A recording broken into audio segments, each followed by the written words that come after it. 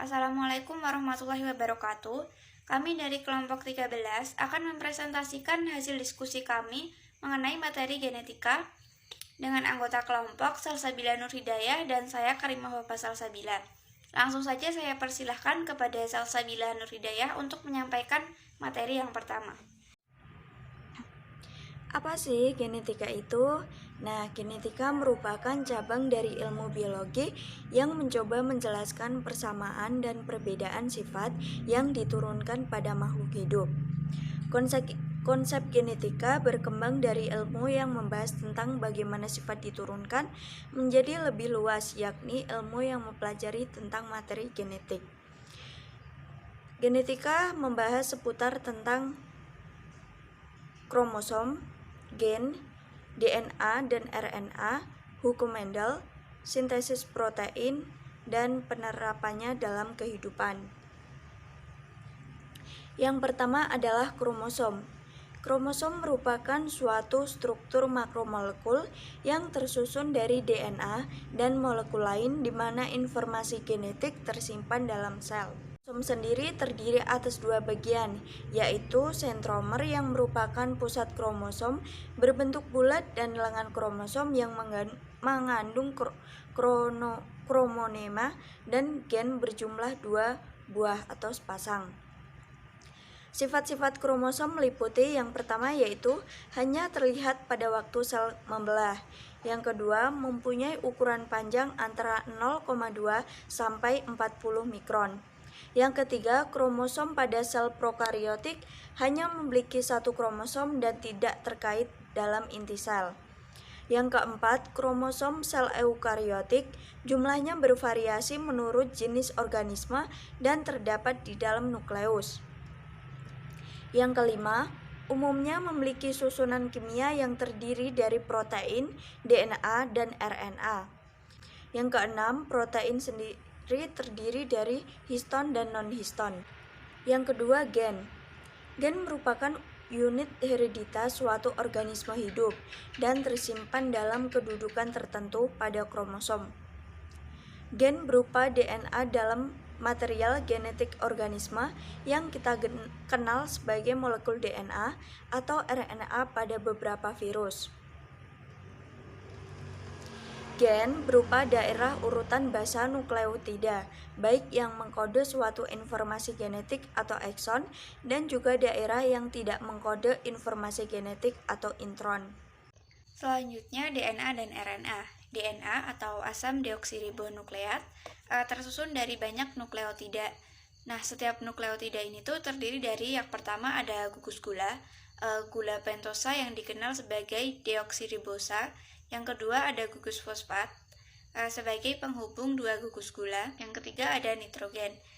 Fungsi DNA yang pertama menyimpan informasi genetik kepada generasi berikutnya karena DNA mampu melakukan proses replikasi.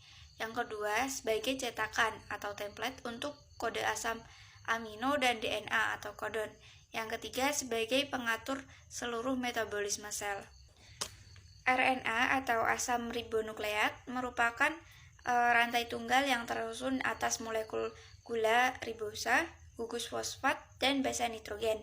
Basa nitrogen ini tuh dalam RNA terdiri dari basa purin dan basa primidin. Kalau yang basa purin meliputi adenin dan guanin. Kalau yang primidin itu meliputi urasil dan sitosin. Selanjutnya ada 3 tipe RNA, yaitu yang pertama ada rRNA atau ARN ribosom yang berfungsi untuk mempermudah perekatan yang spesifik antara antikodon tRNA dengan kodon mRNA selama sintesis protein. Yang kedua ada mRNA atau ARN duta yang berfungsi untuk membawa kode genetik atau kodon dari DNA ke ribosom. Yang ketiga ada tRNA atau rantai pendek atau rantai terpendek. Ini tuh berfungsi untuk menerjemahkan kodon dari mRNA menjadi asam amino. Selanjutnya kita masuk pada materi hukum Mendel. Hukum Mendel adalah hukum mengenai pewarisan sifat pada organisme yang dijabarkan oleh Johann Mendel. Hukum tersebut terdiri dari dua bagian. Yang pertama ada hukum 1 Mendel tentang hukum pemisahan atau segregasi. Isinya yaitu Pada waktu berlangsung pembentukan gamet, setiap pasang gen akan disegregasi ke dalam masing-masing gamet yang terbentuk.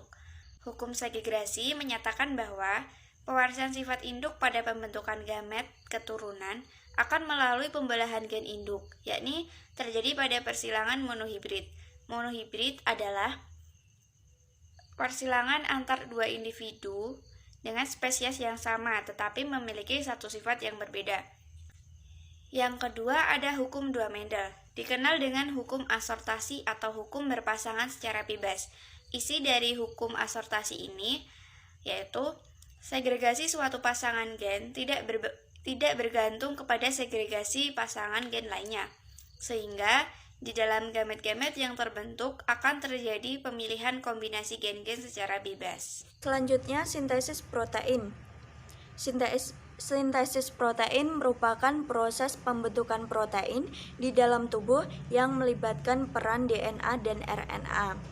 Sintesis protein ini berlangsung dalam inti sel dan ribosom.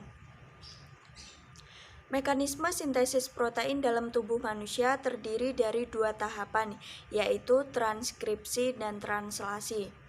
Yang pertama, transkripsi. Transkripsi merupakan proses pencetakan RNA oleh DNA. Adapun rantai DNA, komplemennya disebut rantai antisense. Transkripsi sendiri terdiri atas 3 tahap, yaitu yang pertama inisiasi atau permulaan. Pada tahap ini, proses inisiasi dimulai dari daerah DNA yang merupakan tempat melekatnya RNA polimerase.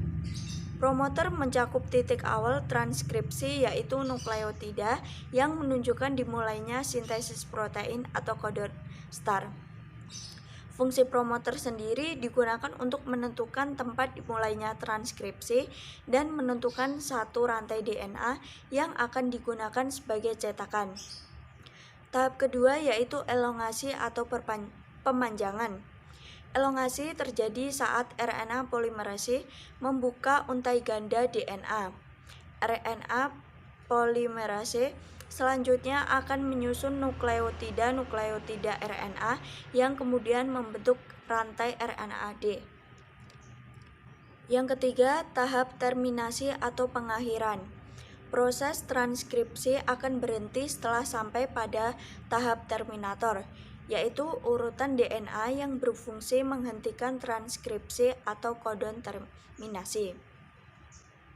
Kemudian yang kedua yaitu translasi. Translasi merupakan proses pelekatan antara tRNA dan asam amino dengan bantuan enzim aminoasil tRNA sintetase. Ribosom memudahkan pendekatan yang spesifik antara antikodon tRNA dengan kodon mRNA selama sintesis protein. Translasi sendiri memiliki tiga tahap, yaitu yang pertama inisiasi. Saat proses inisiasi, subunit ribosom kecil akan mengikat awal urutan mRNA. Kemudian molekul RNA transfer yang membawa asam amino metionin berikatan dengan kodon awal dari sekuens mRNA. Kodon awal di semua molekul mRNA memiliki sekuens AUG dan kode untuk metionin. Selanjutnya, subunit ribosom besar mengikat untuk mulai membentuk kompleks inisiasi lengkap.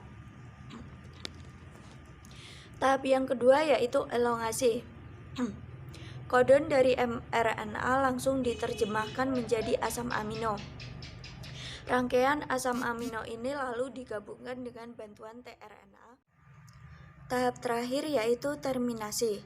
Tahap ini dimulai dengan terbentuknya asam-asam amino yang berkaitan dengan asam amino pertama atau metionin. Molekul RNA dari ribosom mengkatalis pembentukan ikatan peptida antara asam amino yang baru dengan ujung rantai polipeptida yang terbentuk sebelumnya dari asam amino yang dibawa tRNA. Setelah itu, tRNA keluar dari ribosom. Peristiwa ini berlangsung sampai terbentuk polipeptida. materi yang terakhir yaitu peran genetika dalam kehidupan sehari-hari. Yang pertama ada peran genetika dalam bidang pertanian. Kontribusi genetika di bidang pertanian ini khususnya pemuliaan tanaman dan ternak. Teknik-teknik yang digunakan untuk dalam pemuliaan itu seperti mutasi, kultur jaringan, dan fusi protoplasma. Kemajuan banyak dicapai dengan pengetahuan genetika ini.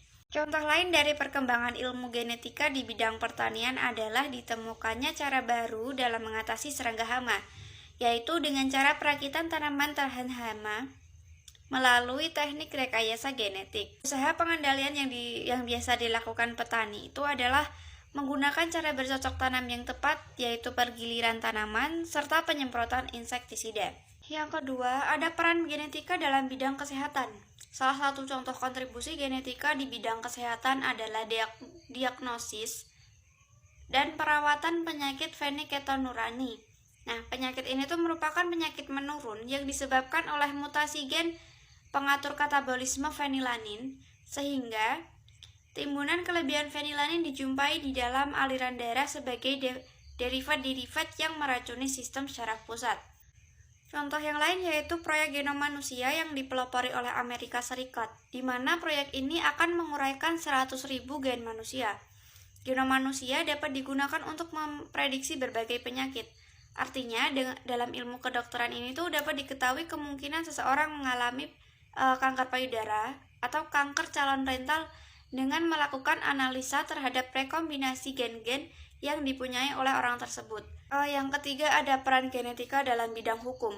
Misalnya pada kasus-kasus kejahatan seperti pembunuhan, pemerkosaan, bahkan teror pengeboman.